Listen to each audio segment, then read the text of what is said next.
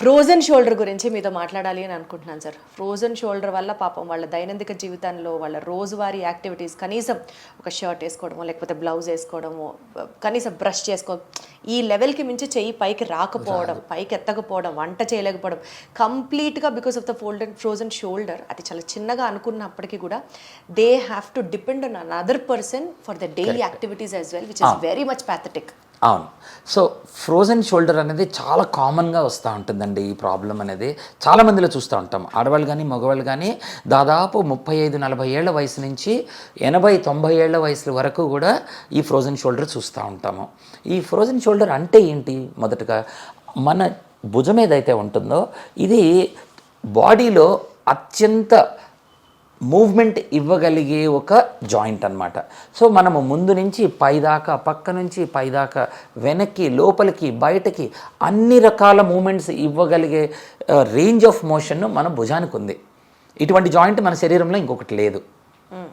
అది చేయటం కోసము దీని డిజైన్ ఎలా ఉంటుంది అని అంటే మనకి ఒక చిన్న మూవ్మెంట్ ఉంటుంది. ఫర్ ఎగ్జాంపుల్ ఇట్లా మనం చూసామనుకోండి, ఇదే మన భుజం అన్నమాట. ఇలా భుజం చూస్తే కనుక లోపల ఇక్కడ ఒక చిన్న సపోర్ట్, బోన్ సపోర్ట్ ఉంటుంది. దాని బయట ఈ బోన్ అనేది పట్టుకొని ఉంటుంది. ఇది చాలా చిన్న దాని మీద ఇది బేస్ అయి ఉంటుంది అనమాట. ఈ బేస్ అయి ఉండటం మూలన అన్ని రకాల మూమెంట్స్ మనము భుజంతో కదిలించగలుగుతున్నాము. Correct sir. అందుకనే it is called as ball and socket joint అంటారు కదా. Ball and socket. అయితే సాకెట్ అంటే ఏంటి? ఒక మంచి సపోర్ట్ ఉండాలి. ఇందులో మన భుజానికి మన చెయ్యి ఇంత పైకి లేపి లోపలికి తిప్పాలి అన్ని వైపులకి అంటే కంప్లీట్ సాకెట్ ఉండదు, చాలా చిన్నదే ఉంటుంది. అయితే దీనికి సపోర్టింగ్గా ఇది పూర్తిగా దీన్ని మరి భుజం ఊడిపోకుండా ఉండాలి. అందుకని దీని చుట్టూ ఒక క్యాప్సూల్ ఉంటుంది. దీనికి ఒక గ్లినాయిడ్ లేబ్రమ్ అని అంటాము. లేబ్రమ్ ఒకటి సపోర్ట్, క్యాప్సూల్ సపోర్ట్, ఇది ఒకటి. దీనిపైన మనకి ఇలా మనం చూసే కండరాలన్నీ ఉంటాయి దీనిపైన. ఇది మనం లోపల చూస్తే దీని మీద ఏముంటాయి? దీని రొటేటార్ కఫ్ అంటాము. దీని చుట్టూ ఇది ఫ్రంట్ సబ్స్కాపులారిస్, సూప్రాస్పైనేటస్, ఇన్ఫ్రాస్పైనేటస్, టెరిస్ మైనర్, ఇలా రకరకాల మసిల్స్ అన్నీ కూడా దీన్ని మన భుజాన్ని ఊడిపోనివ్వకుండా పట్టుకుంటాయి. దీనిపైన మనం చూసే డెల్టాయిడ్, ఇంజెక్షన్ చేస్తే ఇక్కడే చేస్తాం మనము. దీనిపైన ఇంకొక డెల్టాయిడ్ మసిల్ ఉంటుంది. ఇన్ని సపోర్ట్స్ తోటి మన షోల్డర్ మనం కదిలించగలుగుతున్నాం. అయితే ఇప్పుడు ప్రాబ్లం ఏమవుతుంది? మనకి ఏదన్నా ఒక జబ్బు చేసింది, ఒక ఇంజరీ అయింది, ఒక ఫ్రాక్చర్ అయింది, ఇలాంటి ఇన్ఫ్లమేటరీ కండిషన్స్ ఏవైతే వస్తాయో అటువంటప్పుడు దీని పనితనం ఆగిపోతుంది. జబ్బులు ఏమి రావచ్చు? కామన్గా మనం చూసేది షుగర్. Exactly sir. డయాబెటీస్లో ఫ్రోజన్ షోల్డర్ వెరీ కామన్. లేడీస్లో చాలా మందిలో చూస్తూ ఉంటాము. పాపం ఎంత ఇబ్బంది పడుతూ ఉంటారంటే ఈ డయాబెటీస్ ఉన్నవాళ్ళు, థైరాయిడ్ ప్రాబ్లమ్స్ ఉన్నవాళ్ళు, ఇవాళ రేపట్లో పార్కిన్సన్ పేషెంట్స్, స్ట్రోక్ వచ్చిన వాళ్ళు, షోల్డర్కి కుర్రవాళ్ళకి ఇంజురీస్ అయిన తర్వాత, ఫ్రాక్చర్స్ అయిన తర్వాత వీళ్ళు కొంతకాలం చెయ్యి కదలకుండా పెడితే బిగుసుకుపోతుంది, తర్వాత కదలదు, లోపలంతా ఫ్రీజ్ అయిపోతుంది. దీన్ని ఫ్రోజన్ షోల్డర్ అని అంటూ ఉంటాము. సో ఇప్పుడు ఇది వచ్చినప్పుడు ఏమవుతుంది? ఇది ఫేజెస్లో అది ఇవాల్వ్ అవుతూ ఉంటుంది జబ్బు. ఫస్ట్ స్టేజ్ ఏమవుతుంది? మీకు కొంత పెయిన్ తెలుస్తూ ఉంటుంది, అబ్బా చెయ్యి కదిలించినప్పుడే కొంత నొప్పి వస్తుంది అని. తర్వాత ఇది ఫ్రీజింగ్ స్టేజ్లోకి వెళ్ళిపోతుంది, అంటే చెయ్యి పూర్తిగా మనం కదిలించలేకపోతున్నాము. కరెక్ట్. అది అయిపోయిన తర్వాత నొప్పి, ఈ ఫ్రీజింగ్ స్టేజ్ ఏదైతే ఉందో అది దాటి నొప్పి కొంత కంట్రోల్ అయిన తర్వాత కూడా ఇక చెయ్యి బిగుసుకుపోతుంది. వీళ్ళు ఇంక రాత్రి దాని మీద పడుకోలేరు, ఇబ్బంది అయిపోతూ ఉంటుంది.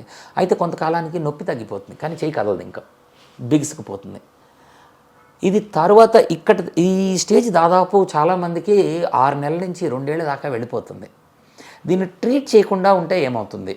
వదిలేస్తే ఒక 2 ఏళ్లకి ఇది విడిపోవచ్చు, కానీ ఈలోపు చెయ్యి అంతా వీక్ అయిపోయి మనకి తర్వాత పెద్దగా పనికి రాకుండా అయిపోవచ్చు. సో వెంటనే ట్రీట్మెంట్ చేయటం అనేది చాలా అవసరం. దీనికి చేస్తే ఏమవుతుంది? జాయింట్ రిలీజ్ అయితే ఒకటి వాళ్ళకి నొప్పి ఉండదు, రాత్రి ప్రశాంతంగా నిద్రపోగలుగుతారు. జాయింట్ వీక్ అయిపోకుండా, షోల్డర్ మసిల్ వీక్ అయిపోకుండా మనం ఆపచ్చు. అన్నిటికీ మించి క్వాలిటీ ఆఫ్ లైఫ్. ఒక మనిషి జీవితంలో మనము 6 నెలల నుంచి 2 ఏళ్ళు పోతూ ఉంది ఇది ఒక దానివల్ల అంటే చాలా ఇబ్బంది ఉంటుంది. దీన్ని చాలా తేలిగ్గా మనం సార్ట్అవుట్ చేసుకోవచ్చు. చాలా తేలిగ్గా సార్ట్అవుట్ చేసుకోవచ్చు. ఎంత షుగర్ ఉన్న వాళ్ళకు కూడా, మనకి 200-300 షుగర్లు ఉన్న వాళ్ళకు కూడా చాలా సింపుల్, సులువైన ట్రీట్మెంట్స్ తోటి దీన్ని ఇంప్రూవ్ చేయొచ్చు. సో బేసికల్గా సార్ ఈ పర్టికులర్ ట్రీట్మెంట్ అన్నారు కాబట్టి అడగాలనిపిస్తుంది, ఫ్రోజన్ షోల్డర్కి ఫిజియోథెరపీ హెల్ప్ అవుతుందా సార్? తప్పకుండా. ఫిజియోథెరపీ ఇందాక నేను చెప్పినట్లుగా ఇది చాలా ఎర్లీ స్టేజెస్లో ఉన్నప్పుడు ఎర్లీ స్టేజెస్ ఆఫ్ ఈ ఫ్రోజన్ షోల్డర్లో పెరి ఆర్థరైటిస్ షోల్డర్ అంటాం దీన్ని. ఈ పెరి ఆర్థరైటిస్ షోల్డర్లో ఏమవుతుంది, ఈ చుట్టూ ఉండే క్యాప్సూల్ ఏదైతే ఉందో జాయింట్ చుట్టూ ఒక సన్నటి సంచిలాగా పట్టుకొని ఉంటుంది. ఈ సంచి ఇన్ఫ్లేమ్ అవుతుంది. ఇన్ఫ్లేమ్ అవటం అంటే వాపు వచ్చినట్లు. ఈ మన షుగర్ వల్ల కానీ లేక థైరాయిడ్ వల్ల కానీ ఇది పట్టేసేసి టైట్ అయిపోతూ ఉంటుంది. కదిలిస్తే నొప్పి వస్తూ ఉంటుంది. ఇటువంటి పరిస్థితుల్లో కొంత దానికి వెయిట్ వేసి మనం కొద్దిగా కదిలిస్తే అది జాయింట్ కదలిక ఇంప్రూవ్ అవుతుంది. సో అంత ఎర్లీ స్టేజెస్లో కొంత పెయిన్ కిల్లర్స్ వేసుకొని షోల్డర్ కదిలించగలిగితే కనుక చేసుకోవటం బెటరు. అది జరగకుండా ఇది 3 నెలలు దాటుతూ ఉంది, కొంత ఇబ్బంది పెట్టేస్తూ ఉంది అని అంటే లోపల కేవలము సంచి పట్టడమే కాదు, లోపల జాయింట్ కూడా అతుక్కుపోతున్నాయి లోపల. ఎప్పుడైతే ఈ షోల్డర్ బోన్ వచ్చేసి క్యాప్సూల్ లోపల అంటుకుపోతా ఉందో ఇది అతికిన తర్వాత ఇంకా దానంతరం అది కదలదు. బలవంతంగా మనం లాగితే నొప్పి వచ్చేస్తూ ఉంటుంది, చాలా నొప్పి ఉంటుంది వాళ్ళకి. అది ఇప్పుడు బలవంతంగా లాగితే ఎంత ప్రాబ్లం అవ్వచ్చు అని అంటే ఇప్పుడు మనం ఫ్రాక్చర్ అయిపోవచ్చు. ఇది సర్జికల్ నెక్ అంటాం దీన్ని. ఇక్కడ దీనికి గట్టిగా మనం లాగితే ఇక్కడ విరిగిపోవచ్చు ఇది. సో చాలా జాగ్రత్తగా ఇది మనకి జాయింట్ లోపల, బట్ గట్టిగా లాగితే ఇది బిగుసుకుపోయింది, ఇక్కడ విరిగిపోవచ్చు. అది కాక పెద్దవాళ్ళ బోన్స్ 50-60 ఏళ్ళు దాటిన తర్వాత పెడిసెక్కిపోతాయి, బోన్స్ మెత్తబడిపోతాయి. అవి గట్టిగా లాగితే మనకంటే చాలా తేలిగ్గా విరిగిపోతాయి అవి. సో చాలా జాగ్రత్తగా ఉండాలి. సో దీనికి చాలా జాగ్రత్తగా ట్రీట్మెంట్ చేస్తాం వీళ్ళని. ఎలా ఉంటుంది, పాత రకాల ట్రీట్మెంట్ మీరు అన్నట్లు ఫిజియోథెరపీ ఎర్లీ స్టేజ్లో పనిచేస్తుంది, మెడిసిన్స్ కొంత పనిచేస్తాయి. ఇవి పనిచేయని వాళ్ళకి జాయింట్ లోపలికి కొంత స్టిరాయిడ్ ఇంజెక్షన్ చేయటం అనేది చాలా అలవాటు. ఒక చిన్న ఇంజెక్షన్ లోపలికి జాయింట్ లోపలికి మనం చూసి ఈ లోపలికి ఫీల్ చేసి లోపలికి చేస్తాం. కానీ ఇది ఎగ్జాక్ట్గా ఎక్కడికి వెళ్ళిందో మనకు తెలియదు. ఇది జాయింట్ లోపలికి వెళ్ళిందా చుట్టుపక్కల వేరే చోటకి వెళ్ళిందా మనకు తెలియదు. రిజల్ట్ కూడా చాలా తక్కువ ఉంటుంది దీనికి. అయితే ఇప్పుడు చేస్తూ ఉంది ఏంటి, చాలా అడ్వాన్స్డ్గా ఇందులోకి హైడ్రో డైలటేషన్ అనేది చేస్తాము.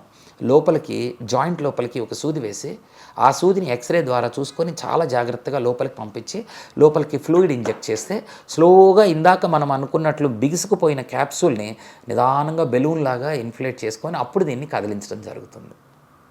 ఇది ఎప్పుడైతే జరిగిందో పేషెంట్కి ఇది ఓపెన్ అయిన తర్వాత వాళ్ళకి మంచి రిలీఫ్ వస్తుంది వీళ్ళకి. ఇది చాలా మంచి ట్రీట్మెంట్ అవుతుంది.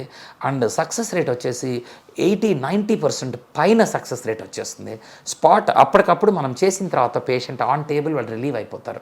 ఆన్ టేబుల్ అప్పటికప్పుడు రిలీవ్ అయిపోతారు. అప్పటికప్పుడు వాళ్ళ ఇంటికి ఒక పూటకి కొద్దిగా మత్తు ఉంటుంది, ఎనెస్థీసియా ఉంటుంది. బట్ దాని తర్వాత ఒక పూట గడిచిన తర్వాత నార్మల్గా ఎక్సర్సైజ్, నార్మల్ స్లీప్, అన్ని పనులు మామూలుగా చేస్తారు. కానీ నేను ఒక లేమ్యాన్ లా అడుగుతున్నాను అనుకొని చెప్పండి సార్, మీరు ఫ్రోజన్ షోల్డర్కి సర్జరీ దాకా చేయాలి, సర్జికల్ ట్రీట్మెంట్ చేస్తే తప్ప, సర్జరీ చేస్తే తప్ప చేయి నార్మల్ అవ్వదు అంటారు కదా సార్, మీరు అసలు జస్ట్ ఇట్లా చెప్తున్నారు. అస్సలు అవసరమే లేదు. అంటే మీకు దాదాపుగా 99% పైన దీనికి సర్జరీ అవసరం పడదు. చాలామంది అంటే మేము ఇది పని చేయని కేసుల్లో కూడా ఒక్కొక్కసారి సర్జన్స్ తోటి మాట్లాడినప్పుడు కూడా ఎన్నో సంవత్సరాల్లో వాళ్ళు ఒక్కసారి కూడా ఈ సర్జరీ చేసుండ్రు, చేసినా కానీ వాళ్ళు చెప్పేది సక్సెస్ రేట్ చాలా తక్కువ ఉంటుంది అన్నట్లు. సర్జరీ అంటే ఏం చేయాలి, ఇప్పుడు ఏదైతే మన క్యాప్సూల్ పట్టేసిందో లోపలికి ఒక స్కోప్ వేసి లోపల రిలాక్స్ చేయటం అంటే కట్ చేసి తీసేయాలి దాన్ని. అది కట్ చేసి తీస్తే మళ్ళీ వస్తుందా, మళ్ళీ టైట్ అవుతుందా, మనకి దీని మీద కంట్రోల్ ఉండదు. సో వీలైనంత వరకు సర్జరీ లేకుండా ఇవి మేనేజ్ అయిపోతాయి. ఒక్కొక్కసారి సింగిల్ సిట్టింగ్లో అవ్వకపోతే రెండోసారి కూడా చేస్తూ ఉంటాము. చాలా మందికి రెస్పాండ్ మళ్ళీ ఒక 5 months 6 months మళ్ళీ ఫ్రోజన్ షోల్డర్ వచ్చే అవకాశం ఉందా ఇట్లా ట్రీట్మెంట్ ఇచ్చిన తర్వాత? అరుదుగా ఉంటుంది, ఎక్కువ శాతం మందికి రాదు ఇంకా.